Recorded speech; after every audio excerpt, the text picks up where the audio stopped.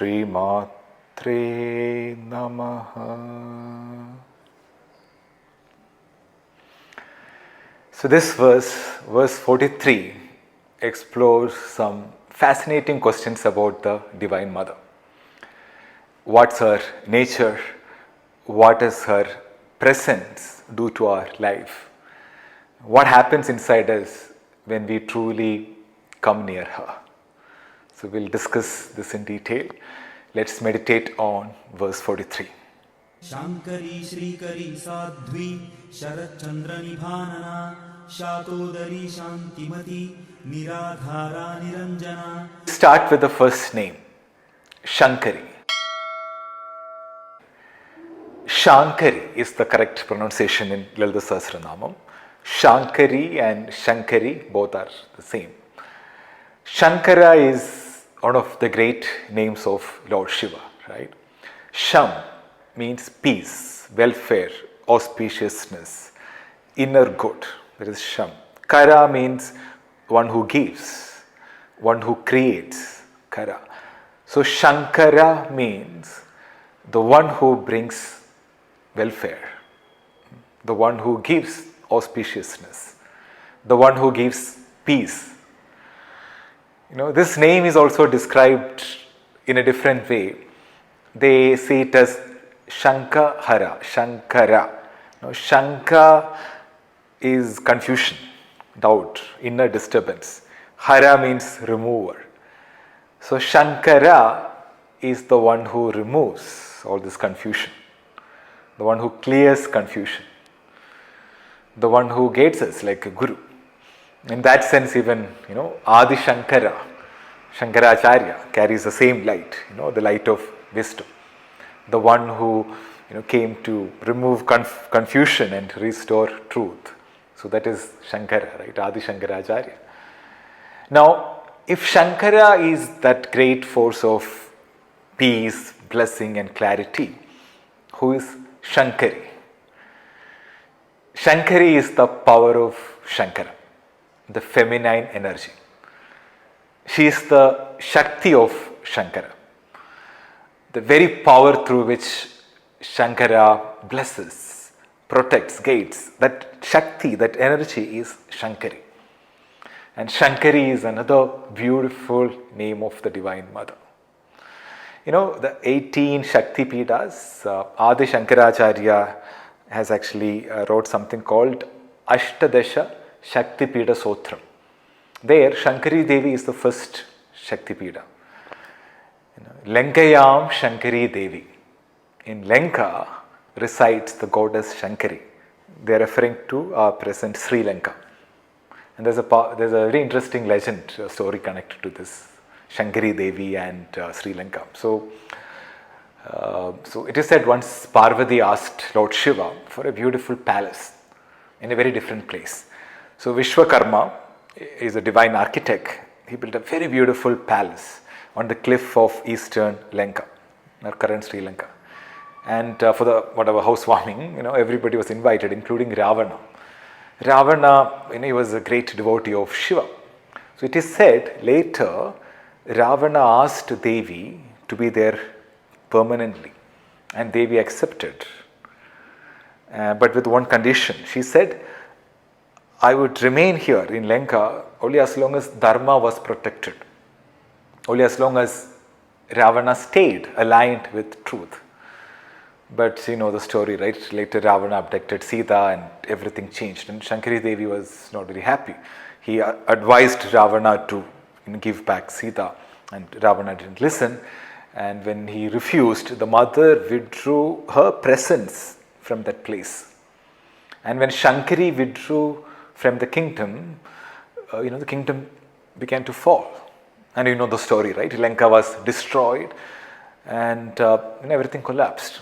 So there is a deep teaching, inner meaning connected to the Shankari Devi and this principle, because it shows the real nature of Shankari, the form of goddess. She is into welfare, auspiciousness, all the good things. So that is Shankari Devi. So the living force that holds harmony. So that is Shankari Devi. And when that force withdraws, things will collapse. Right? That's what happened to Lanka. So it will happen to even our life when Shankari Devi goes away from our life. So if you behave like Ravana, Shankari Devi will go away from our life. So that's the lesson. So if dharma is not followed, if you're not following truth, Shankari Devi will leave us and things will crack. So this is the lesson for us, but there's a story behind this. So that is Shankari Devi. So she holds this harmony, peace, clarity, dharma and things like that. So every time you bring peace to your life or to somebody's life, just know that Shankari Devi is working, inside you. Another thought, this is very different. So during my, younger days, there was a temple next to my house. We used to go there and sing bhajans every Tuesday, Friday. It was a Devi temple. Every Tuesday, Friday, like at 7 p.m. we used to sing. And the last song, the closing song, it's called a Mangalam song. Okay, and the first line of that song, some of you may know this bhajan. It says, Shankarāya Shankarāya Shankarāya Mangalam, Śrīkarī Manoharāya Shāshvadāya Mangalam. And there's the lyrics. So today when I reflect back, I didn't know those days. This song is connected to this Shankari Devi because it is all about, Mangalam, the fulfillment. And also it says Shankara and Shankari are not separate. They are like the divine grace flowing as Shiva and Shakti, and the song is celebrating their sacred union, Shankara and Shankari. It is celebrating the truth when Shankara and Shankari are together, our life will be aligned. So Mangalam, life will be blessed. Shankari Manoharāya Shashvadāya Mangalam. Shashvada means eternal peace, eternal happiness. So Shankari Devi as the Divine Mother, she brings peace and harmony and happiness to us. Mangalam, right. So that is Shankari Devi. So may Shankari Devi grant you, all of you, that eternal peace and happiness, and nothing in the world should take away your peace. So that is Shankari Devi. So let's move to the second name, Śrīkarī. Śrīkarī. This is also a beautiful name. Shri is one of the most powerful words in Sanskrit. Normally we'll say Shri is wealth and money and things like that. It is much more than money. Shri means beauty. Shri means radiance. Shri means prosperity. Shri means auspiciousness. Shri means dignity, grace. And Kari means she who creates or she who gives. So Śrīkarī means she who gives Shri. She who causes prosperity. She who brings abundance, radiance, beauty and blessing. Now look at the sequence. First we spoke about Shāṅkarī and now Śrīkarī. This is a subtle point here. She first gives you peace and then happiness. Okay, what I'm saying? So that's how divine life actually works. Because prosperity cannot stay in a disturbed mind. First you have to be peaceful. So real abundance cannot stay in a restless mind. If there is no peace, wealth is of no use. So first get peace and then attract wealth. So that is the subtle meaning in these two lines. Get what I'm saying? So the mother first comes as Shāṅkarī. She settles, she harmonizes, she aligns, that is Shāṅkarī. And then comes Śrīkarī. Beautiful teaching. So Divine Mother's order is very perfect. She knows the exact order. So in Shri Vidya, Shri is not material abundance. It is spiritual wealth. The beauty within. The radiance, inside you. That is Shri in Shri Vidya. Alignment with the deepest truth. So here Shri includes all forms of prosperity, not just material well-being, even your emotional well-being, emotional wealth, spiritual beauty, everything is Shri. And Shri is a blessing. So we call Mother as Śrīkarī. She gives you that Shri. There's another beautiful beauty here. So verse 43, this verse begins with Shāṅkarī, which is related to Shiva. And then it's talking about Śrīkarī, which is the fragrance of Lakshmi and Vishnu. Hari and Hara, both are shining because of the Divine Mother. So that is Śrīkarī. So let's move to the third name, which is Sādhvī. This is an extraordinary name. Sādhvī comes from the root Sat, which means to accomplish, to go straight to the goal. This is the same root, from the word sadhana, the spiritual practices, also sadhu, siddha, it's all from the same root. Right? So Sādhvī is that feminine word energy of siddha, Sādhvī. And it has three layers of meaning. The first layer, Sādhvī, is actually a virtuous woman who is a devoted wife. A padivrata is called Sādhvī. The second layer is one who practices all sadhana is called Sādhvī. And one more layer is like anybody who is in the spiritual path, who has a goal, who reached perfection, is Sādhvī. Right? So Sādhvī is that somebody who is aligned with that highest goal. That is Sādhvī. And also here we talk about the energy. When you are connected, your energy will be straight, not scattered. Undivided attention, one-pointed, integrated. So that is Sādhvī. And here there is one more meaning. It means Devi is eternally devoted to Shiva. She's never away from the pure consciousness. She's always aligned to Shiva. She never leaves the truth. She never deviates. That is Sādhvī. It's like, the sunlight everywhere, and then you put a lens, right? Focused. Sunlight is focused through that lens, and what happens? And if you put something under a paper, it burns. The same light, but when it is focused, there is power. So that focused energy is Sādhvī here. And here we're talking about the spiritual focus. Okay. So this name is not about, of course it's about Devi's attitude, but it's also a guidance instruction for us. Because if we want to go deep in spiritual life, we have to become a little more like a Sādhvī. Less scattered and more aligned.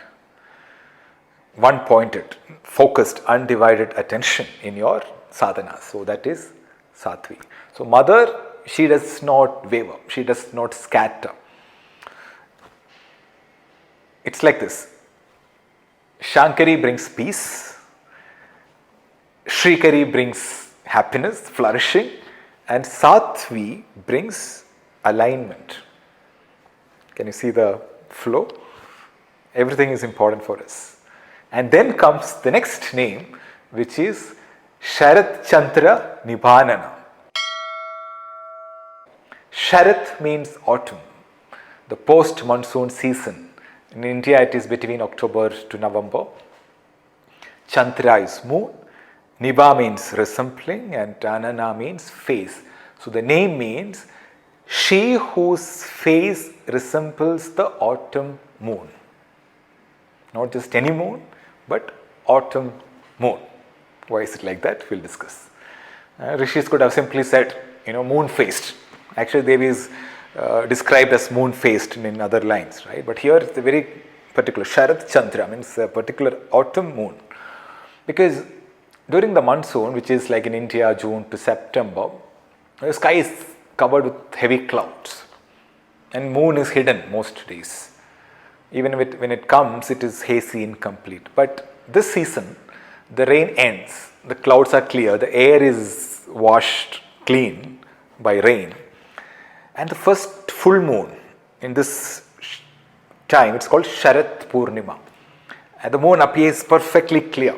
And next time, if you are in this season, just watch the moon at this time. It will be like beautiful. No haze, no clouds. You'll see moon very clearly at this time. Sharath Purnima. It's the most beautiful, brilliant time. And it is cool that time. Summer heat, humidity, and everything will be clear. And then the cool moon is there. So in our culture, Sharath Purnima is celebrated. celebrated night, full moon day. So when we say her face is like autumn moon, they're not just praising the physical beauty, because there is a lot of inner meaning to the whole thing. They're talking about a state of mind, a spiritual state. Because your face, when you have a lot of inner storm, turbulence, your face will not be pleasant. If there's a lot of agitation, your face will not be pleasant.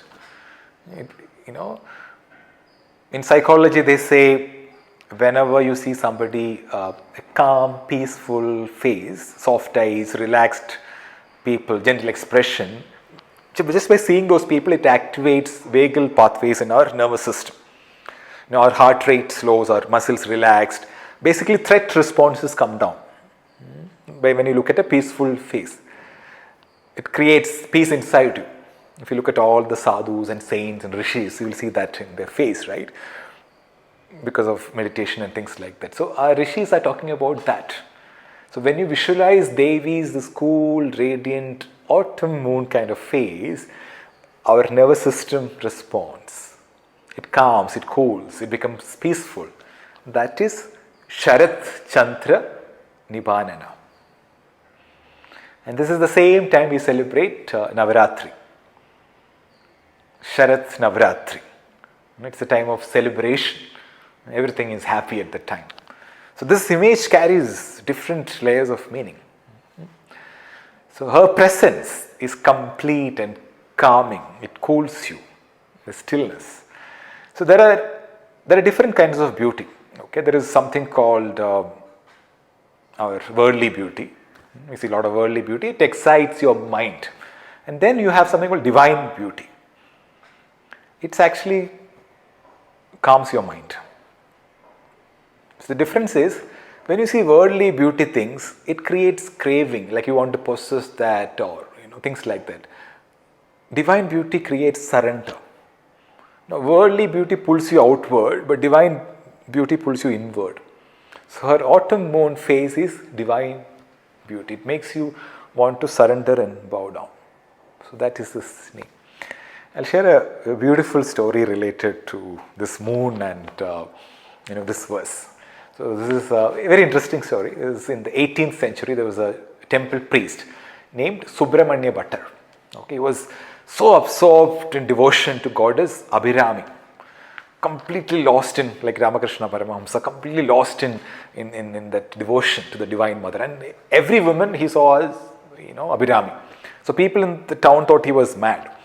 So one day, Sarfoji or something is the name of the king, he came from Maratha dynasty, he visited the temple, and some people were jealous of him.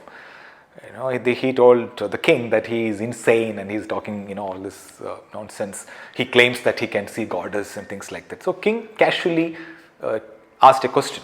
Hey, what Tithi is today? What phase of the moon? So Bhattar is in ecstasy. Okay, he is like vision of the goddess and things like that. He in that state he said today is Paurnami, full moon.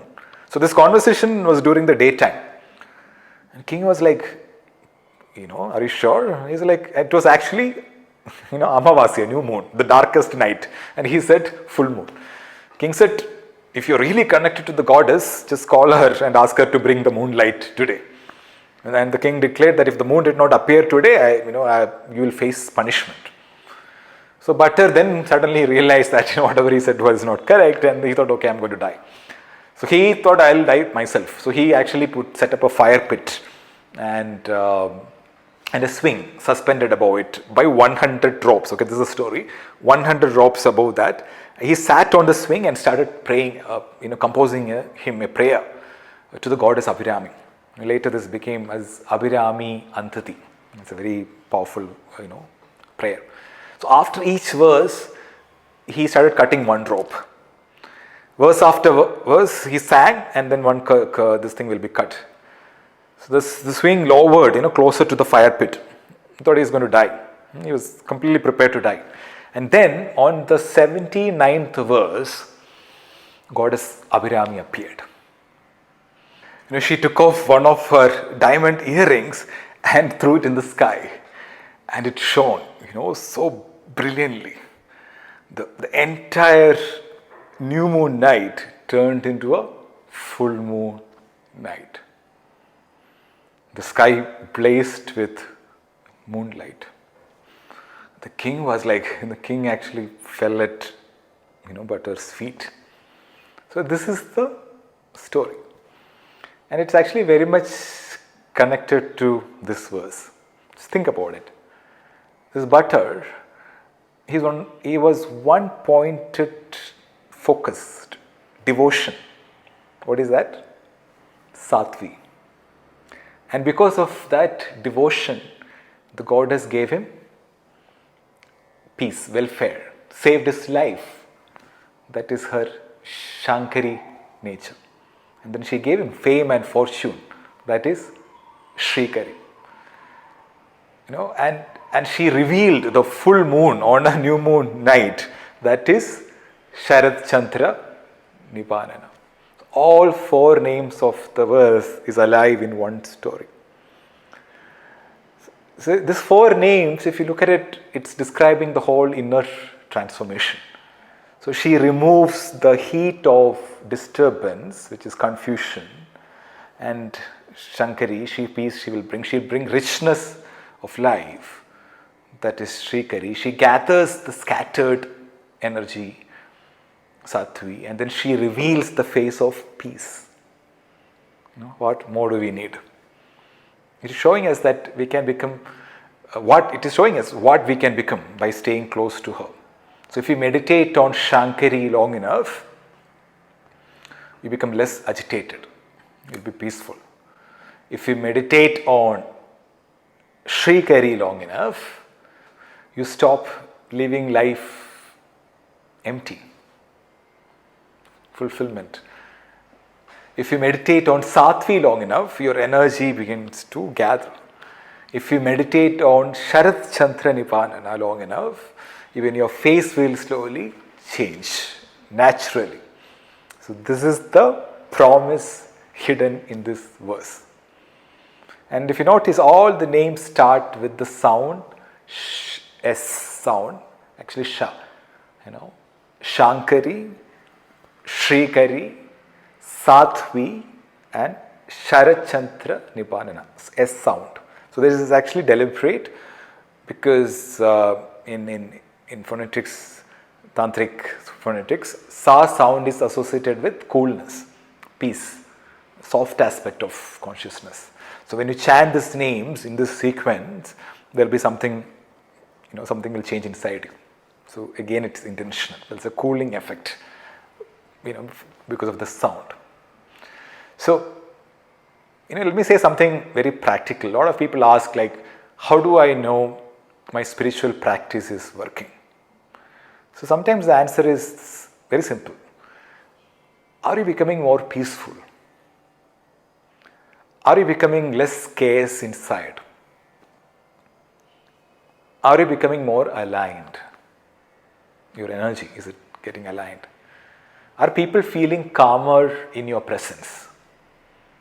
If the answer is yes to any of these questions, then your sadhana is working. Because that is exactly what the Divine Mother is promising. This is what happens when the Mother enters you through Lalitha Sahasranamam, through that energy. So that's why Lalitha Sahasranamam is not just for chanting, it is for becoming. You become the best version of yourself when you associate yourself with those attributes.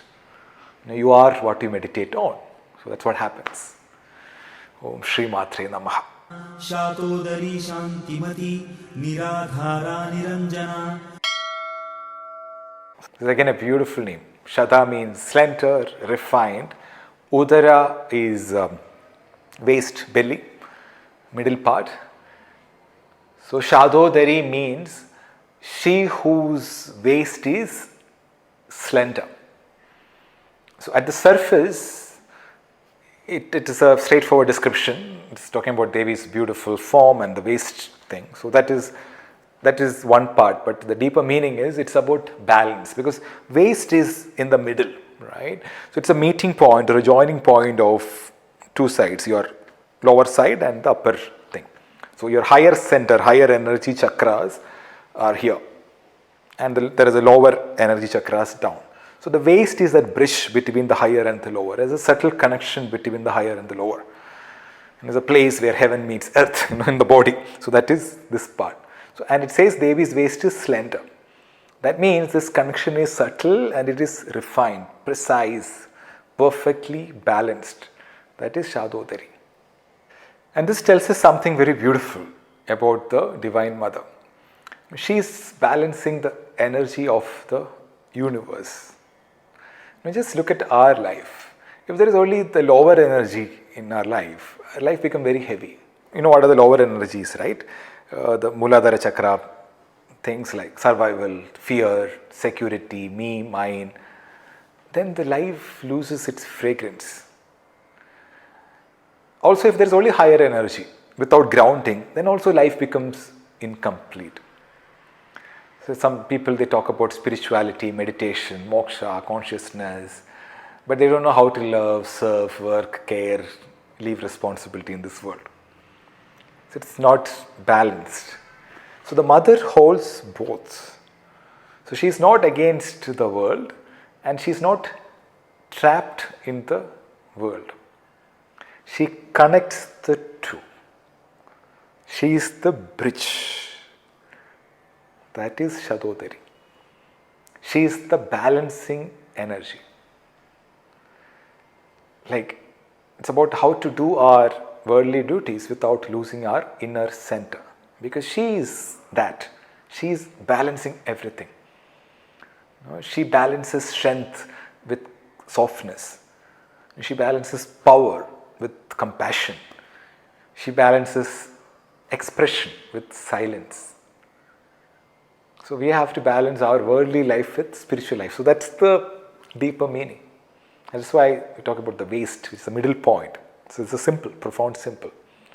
So it's saying balance is sacred. Because extremes are easy, anybody can do it. But balance is mastery.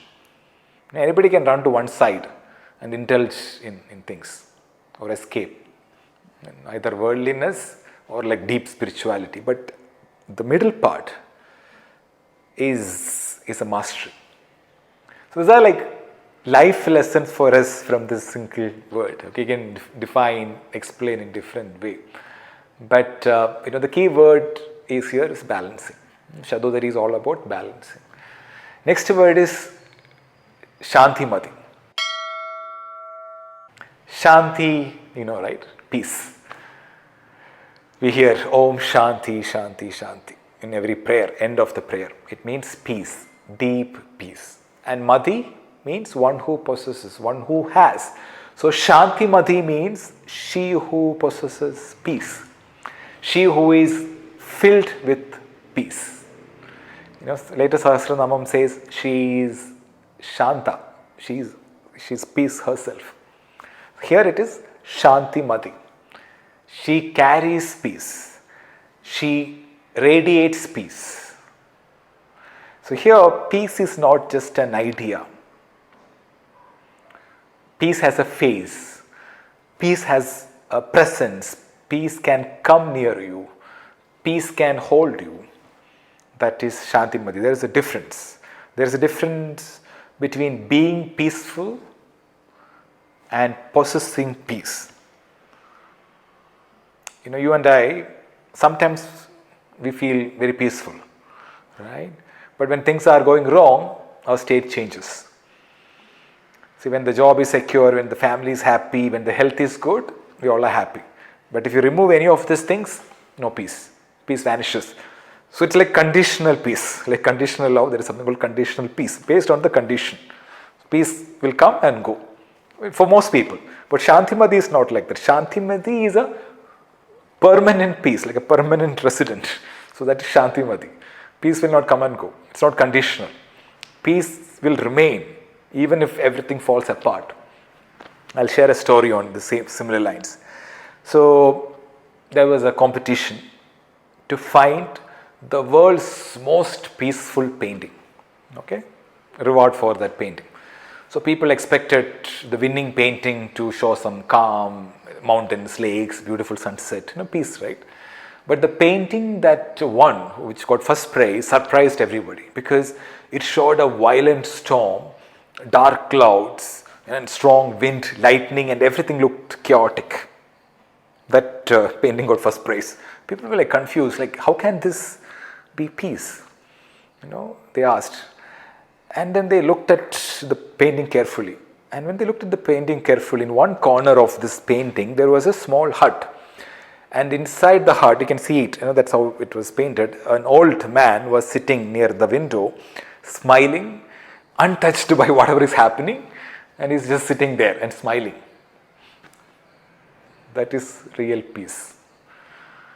So peace is not when, there's no storm. So when there is a storm, can you be centered? That is Shantimathi. So mother is Shantimathi because her peace does not depend on what's happening outside. That's a very high state. Even when things are restless, when the world is restless, she remains still. Even when life is noisy, she remains undisturbed. And when we hold on to her, that same peace slowly begins to awaken us.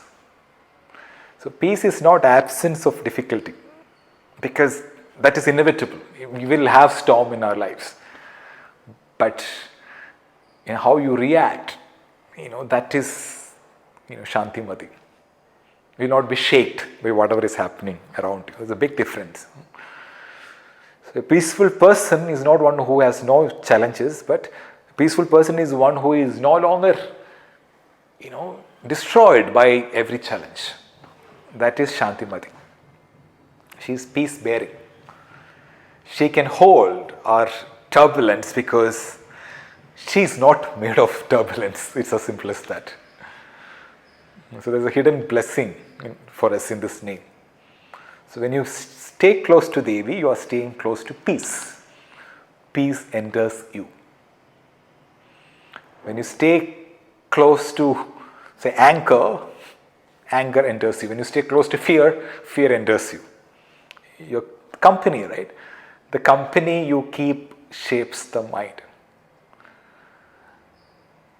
So if you keep mother as your company, you will be peaceful because she is eternally peaceful. She is Shantimathi. It slows your nervous system. You will be, it learns, how you learn how to be peaceful, and your presence will become easier for others around you. So that is a spiritual transformation, a subtle peace. That is Shantimathi. So Shantimathi is the last name describing Devi's Saguna. Saguna is with form, the blessing aspect. If you look at it from the very beginning of the Sahasranamam till this Nama, this is Nama 131. It's describing Devi in terms of who she is, what she has, what she does, what she gives, how she looks. With this Nama, it's complete.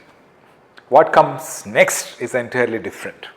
So here, the Lalitha Sahasranamam, Namas changes profoundly. The next Nama is nirādhārā. So this is where the bridge opens. Nir means without. Ādhāra is support, base, foundation. That one which something rests. So nirādhārā means she who has no support. She who rests on nothing. She who needs no foundation. Think about it. So till now, we could imagine the mother, right? We could visualize her. We could visualize her face. We could admire her body. We could relate to her peace. But now the mind is pushed somewhere deeper. Now the rishis are asking a question that normally people don't ask. See, if everything in your life rests on something, like for example, a book is resting on this table, and this table is resting on this floor, and this floor is resting on this building, and this building rests on the ground. and the ground rests on the space. Get what I'm saying? Our mind rests on the memory. Our ego rests on identity. Everything seems depend on something. So what is the support of all supports? What is everything finally rest? It's like asking who is the father of God, right? So the answer is given in this name. The mother is nirādhārā. She is the support of all. But she herself is supported by nothing. In other words, she is self-existent. She does not lean, she does not depend, she does not borrow existence from anything else. Space exists in her, time exists in her, causation exists in her, the universe exists in her, but she does not exist in something else. That is nirādhārā. Now here the devotion is becoming Advaita. So until this point you can stand before Devi and say, Mother, please bless me, you have a form and things like that. But here she begins to reveal something else. I am not merely being inside the universe. I am that in which even the universe appears. I don't know how many of you can relate to this. It's a little hyphen now. But so that's the shift we are talking about. This the first two names in this verse belongs to form, relationship, things like that. And suddenly it changes. This verse, these two names is talking about the nirguna movement itself. Nirādhārā. Nirādhārā is a higher form of worship. So until now the seeker is meditating on a form.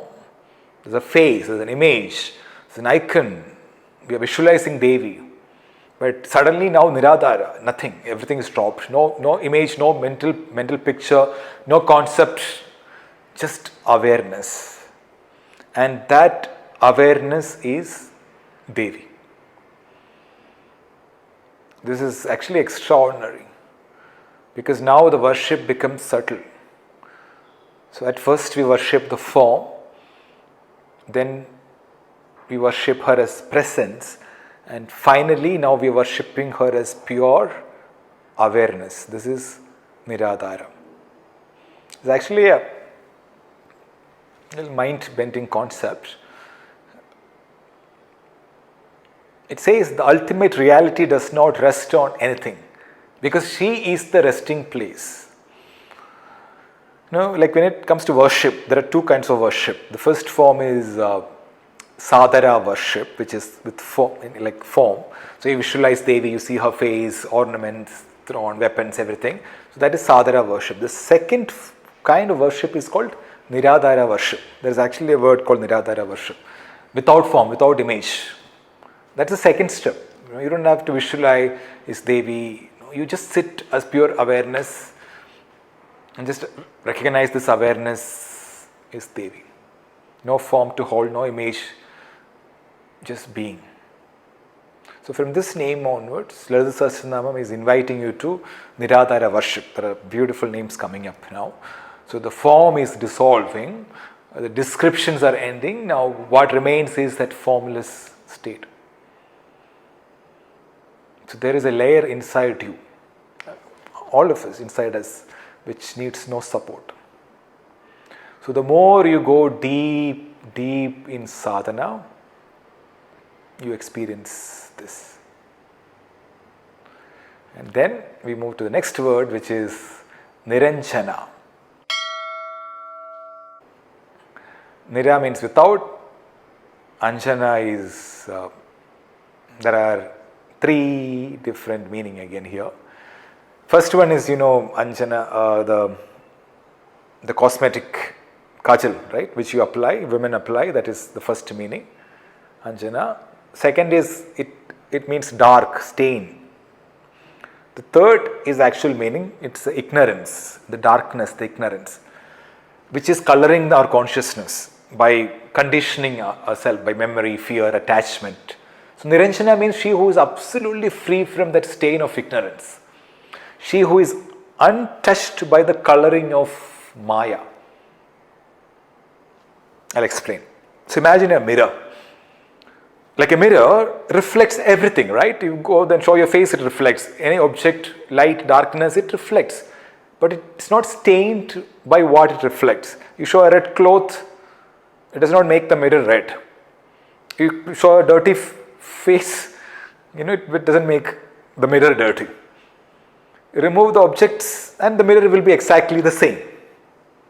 Unstained, unchanged. That is Niranjana.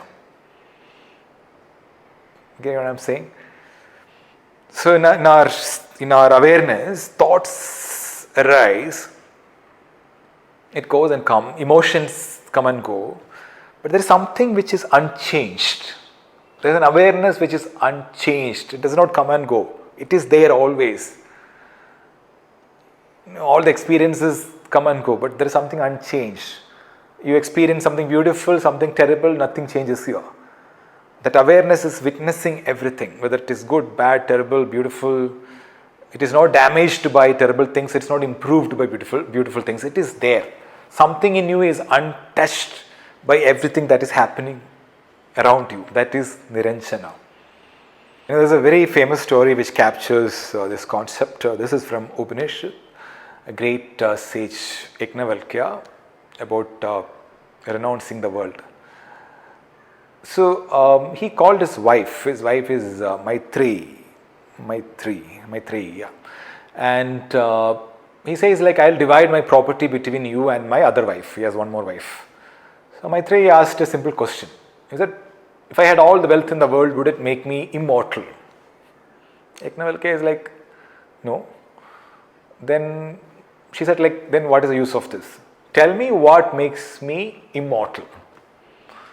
So then Yajnavalkya taught her a lesson, a concept. He said, there is an awareness that is the seer of all the seeing, the hearer of all hearing, the knower of all the knowing. That awareness is not stained by anything, and that awareness is inside you, and that is the only thing which is immortal. Okay? That is Niranjana. Because we rarely see anything as it is. We see through Maya, we see through coloring, we see through our memory, we see through our fear, our desire, our ego, our habits. Something happens and instantly the mind adds color to it. Have you observed your thought process? Where does it come from? It comes from your past color, your personal color, your emotional color. So that is actually, so you see the world according to you. So you don't see reality. We see the world in color. So that color is Anjana. Black color is what here it says. So Niranjana is beyond all of that. So she is pure seeing, like a spotless mirror. Because mirror reflects everything, but it keeps nothing. It is not damaged by what appears in it. It is not improved by what appears in it. It is not stained by what appears in it. That is Niranjana. It's a very powerful name and very high-end philosophy, but it's good to know. I mean, to know what does it mean, right? And it's describing the mother. And also it's describing your path. So let us recap verse 43. Shankari, Śrīkarī, Sādhvī, Sharathchandranibhānana, Sātodarī, Shantimathi, nirādhārā, nirañjanā. Shāṅkarī, she is the power of Shankara, the divine mother through whom peace and auspiciousness flow to the world. Śrīkarī, she is the giver of all forms of prosperity, not just wealth, but beauty, grace, radiance, fulfillment. Śrīkarī. Sādhvī, she who is pure, undivided, focused devotion, aligned with the highest truth, that is Sādhvī. Sharathchandranibhanana, she is the one whose face shines like the autumn moon, cool, clear, soothing. Then, what is the next name? Shadodari. She is the slender waisted, showing us the beauty of balance in our life. Then Shantimathi. She is the one filled with peace. And the last two names, Niradhara, she is the supportless support, the reality on which everything rests. And she rests on nothing. And the last one is Niranjana. She is untouched by ignorance, untouched by coloring, untouched by Maya. She is pure awareness itself. So this verse 43, is full of life lessons for us. So may Shankari Devi remove all the confusion from your life. May Śrīkarī Devi fill your life with abundance, the right kind of abundance. May Sādhvī gives you discipline and devotion to turn towards her. May Sharathchandranibhanana cool your mind and soften your face. May Shadodari refine your life. May Shantimathi give you peace. May the nirādhārā free you from false identity and false dependence. And may Niranjana wash away every stain of ignorance and reveal the pure light within you.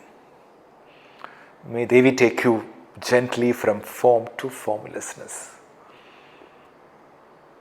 May Devi be with you always.